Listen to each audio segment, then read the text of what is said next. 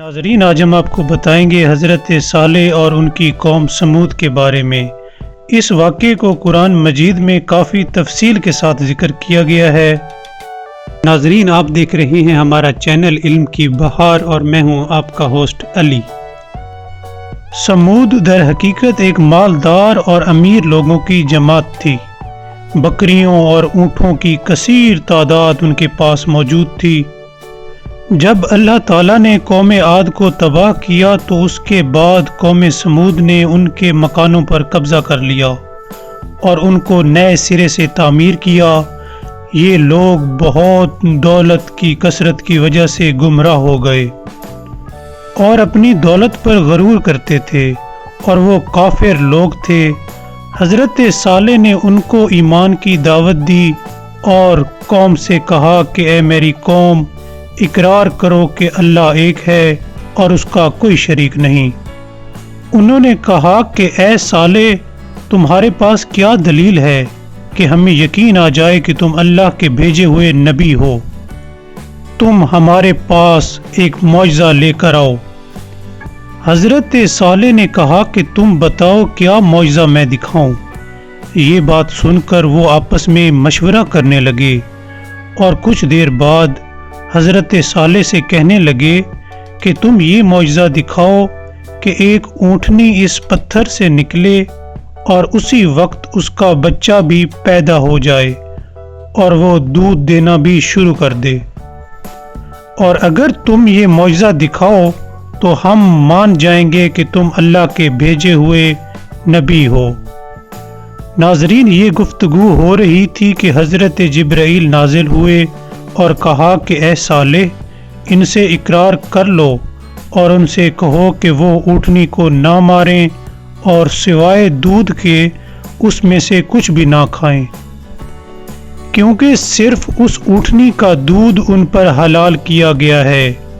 پھر جب حضرت صالح نے ان سے اقرار لے لیا اور اس کے بعد اللہ کا حکم ہوا کہ اے صالح، تم دعا کرو کہ میری قدرت کے نظائر دیکھو کہ میں نے تجھ سے 4000 سال پہلے ایک اونٹنی اس پتھر کے اندر پیدا کر رکھی تھی تاکہ تیرا معجزہ ظاہر ہو اور تیرے نبی ہونے کی دلیل مضبوط ہو۔ پس حضرت صالح نے دعا کی اور اتنے میں ایک عجیب آواز اس پتھر سے نکلی اور ایک نہایت ہی خوبصورت اونٹنی اس پتھر کے نیچے سے نکل آئی۔ وہ اتنی خوبصورت اور حسین تھی کہ اس جیسی کوئی دوسری اونٹنی ساری دنیا میں نہیں تھی۔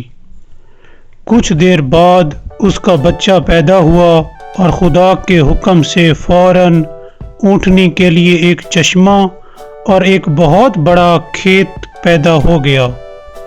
وہ ایک خاص قسم کی گھاس کا کھیت تھا اور اونٹنی اس میں چرنے لگی۔ ناظرین، اس قوم میں 7 قبیلے تھے اور 7 قبیلے اس چشمے سے پانی پیتے تھے۔ حضرت صالح نے قوم سے کہا کہ تم لوگ اس اونٹنی کا دودھ پیو۔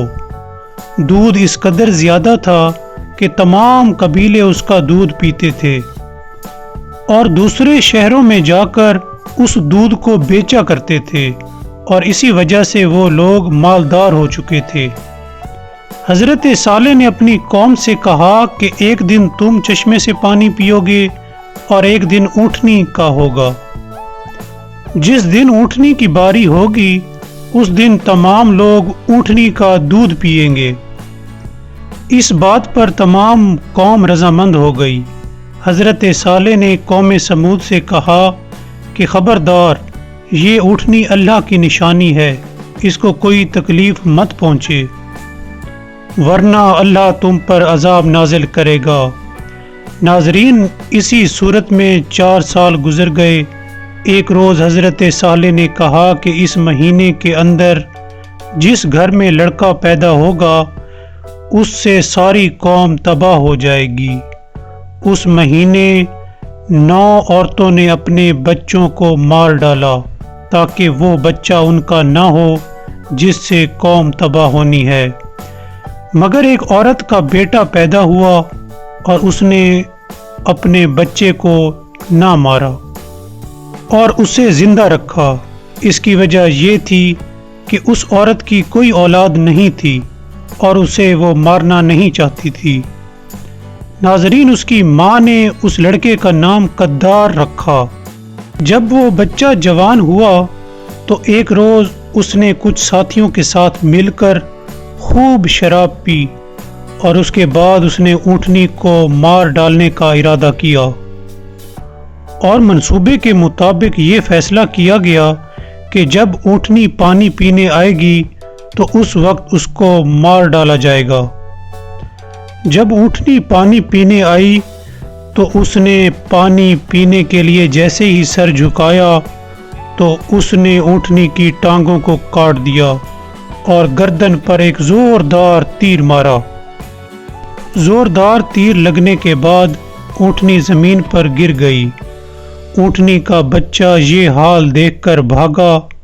سب لوگ اس کے پیچھے بھاگے مگر اس کو پکڑ نہ سکے، اور وہ بچہ اس پتھر میں چلا گیا جس پتھر سے اس کی ماں نکلی تھی۔ اس واقعے کے 3 دن بعد ان پر دردناک عذاب آیا۔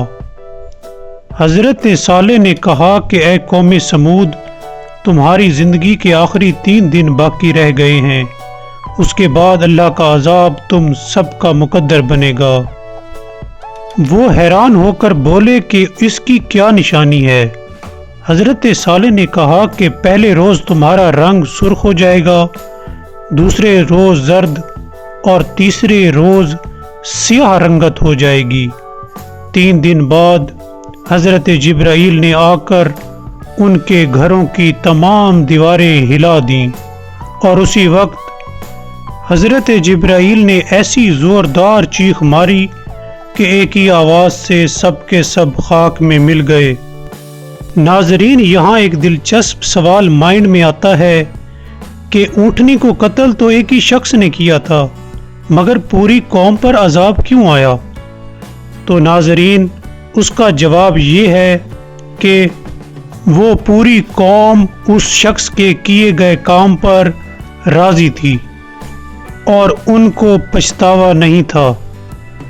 بعد میں حضرت صالح ملک کے شام چلے گئے اور وہیں ان کا انتقال ہوا۔ ناظرین، اگر آپ کو ہماری ویڈیو پسند آئی ہو تو سبسکرائب کرنا مت بھولیے گا۔ Thank you.